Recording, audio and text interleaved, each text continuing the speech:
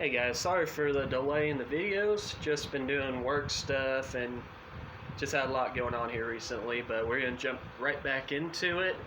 Not going to do a review because the other video is still up and I can't have them be too long because I'm posting them on YouTube and YouTube has like algorithm problems and things where if you don't have enough subscribers you can't do more than 10 minutes, I think. So keep these short, under 10 minutes, and we're just going to jump right into our next one, or our first one, I guess. Last video was a overview.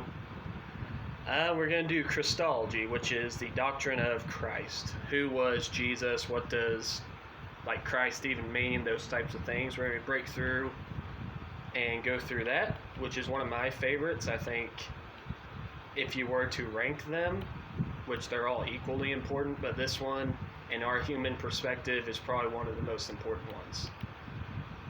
So, first thing we gotta know is he was always there in the beginning. That's what John 1:1 tells us. In the beginning was the Word, and the Word was God, and the Word was with God. The word is translated as hin, which is an imperfect tense, which means it's continual. So literally it says the Word, in the beginning, the Word was continually existing in the literal translation. Other verses, if you want, other chapters you want to look up, it's John 8, Hebrews 1, Micah 5, and Isaiah 9. Just read through those on your own and they'll kind of give you more of an idea.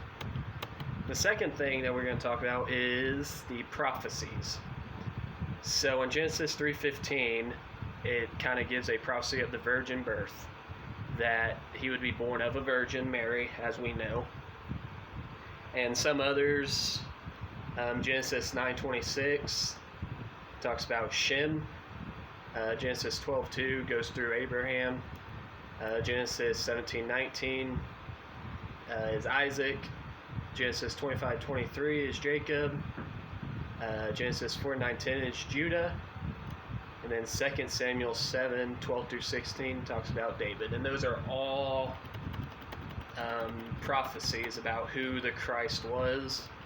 And if you do further research into it, I recommend doing it. But when you do, you'll see that there are lots of prophecies, and Jesus filled every single one of them. He is the Christ, the prophetic Messiah that was supposed to come, according to the Old Testament. And then we're going to hit a little bit on the deity of Christ. So C.S. Lewis, one of my favorite authors, not just in theology, but also in general, he said that the only options we have about Jesus is he's either a liar, a lunatic, or he is Lord. So he's either just lying the whole time he was alive, saying he was God just to get followers, or he was crazy, where he really thought he was God, but he wasn't, and he was just a raging lunatic, or he is actually God. Him and God are one. And those are the three choices we got. And I say he was God, he is the Lord. This is our bedrock of Christianity. So the substitutionary death is our, what we call, orthodox belief. Every Christian has to believe that Jesus died a substitutionary death. That's not, and to be blunt with it, that's not negotiable. If you don't believe that, then you're not a Christian.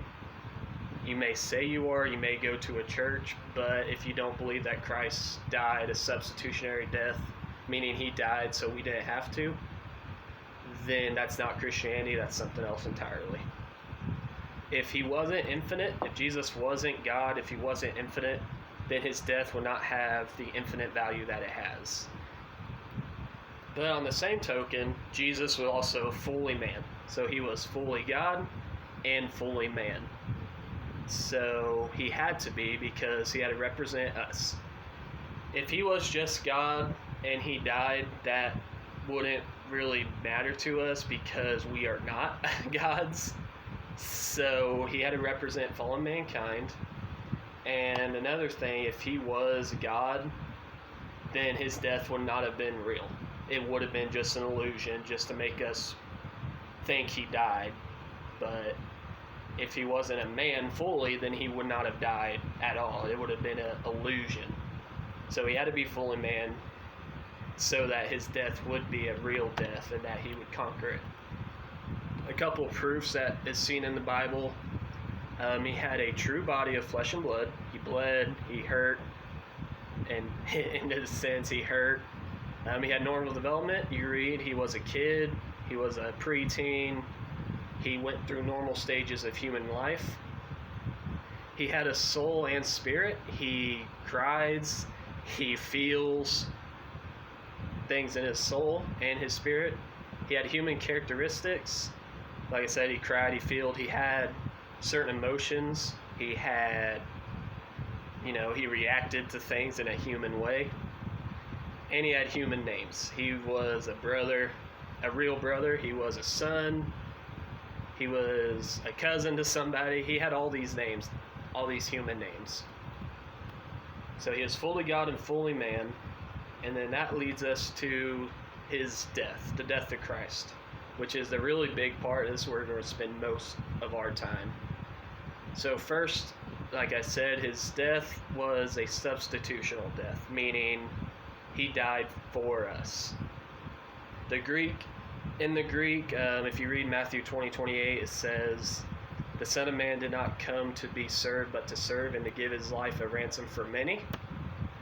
In the Greek there, the for, the preposition, is anti, meaning instead of. So literal translation is to give his life as a ransom instead of many. So he died instead of us. It's a substitutionary death. If you go to 1 Timothy 2:6, it says he gave himself as a ransom for all. The word there is hooper, which is probably not really how you pronounce it, H-U-P-E-R. And that literally is in place of. So kind of the same thing. He gave himself as a ransom in place of all. Now this is important because that means the righteous demands of God were met completely. One of the biggest things, which I'll talk about it later again, is people seem to believe that when Jesus died, God relented his wrath and God just said he's not going to unleash his wrath. That's not true. That's not really how that works. Christ met God's wrath. He met the righteous demands of the holy God. That's what he did. And this was the only way God could make sinners righteous without compromising who God is. It says, which I can't remember the verse, you guys can look it up, that while we remain faithless, he remains faithful because he cannot deny himself. And that just means basically what it says. He cannot deny himself, so he would not be able to declare sinners righteous if sinners came to him, because sinners could not go to him. And he couldn't just make us righteous without the judgment and without his wrath being poured out. But without Christ, his wrath would have been poured out on us, and we would have suffered for that and never would have been able to repent and be redeemed. And that leads us to the part B of it, is redemption. So we are reconciled to God is what basically redemption means, which means that God is providing peace and restoring us to fellowship where there was hostility on our part. So when we were hostile towards God, when we were sinning and not choosing him, he came and he reconciled us to himself, not the other way around.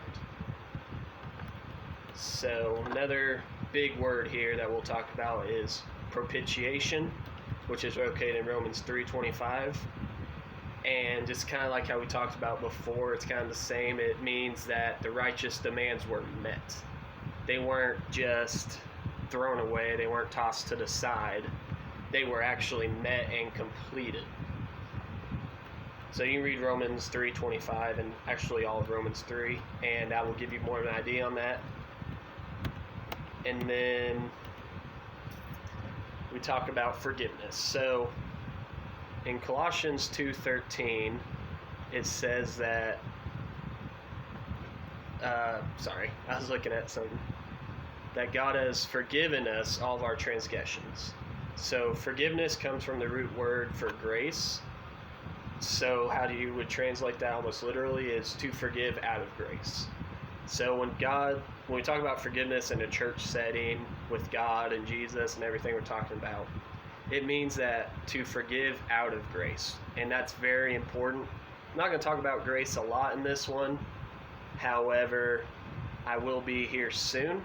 And grace is how we're saved, is all by grace.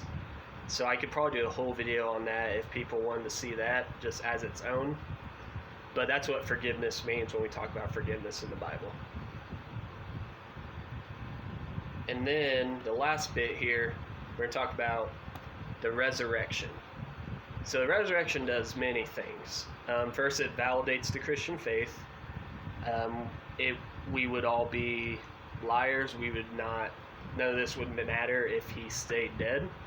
If he wasn't resurrected, Christianity would never be a thing, and probably never have made it past the New Testament, that time period. It was an indication that the work was done. So him dying just wasn't the only answer. He wanted to conquer death. God wanted to show his power by conquering death and sin. And when Christ resurrected, it was complete at that point. Christ also was supposed to resurrect for the prophecies. He fulfilled prophecy, which is a big issue that people were having with that, but he fulfilled the prophecy. And then the last little bit here, some of the offices he took, there's only two that I really want to talk about. The first one is prophet, which is in Acts 3:22-23. Prophets, they would reveal the will of God. In the Old Testament, God sent me a message from the Lord, those types of things. Well, he was the best prophet because he fully did that. He fully came down and showed us what the will of God was, which was to save sinners. And his other office that's important that we'll talk about is his priesthood. Priests during that time, and even more today too, they represent believers to God. So in the Old Testament, only the priest could enter the Holy of Holies and talk to God after all the washing and all that good stuff. We don't do that anymore, but we still call our pastor for prayer requests. We call our pastor and say, hey, can you pray for me?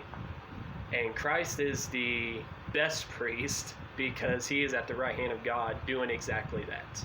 He is representing us in front of God to his face, which is something we really need, especially now when we're still on earth. And lastly, what he's doing right now, like I just said, he's doing that for us in heaven.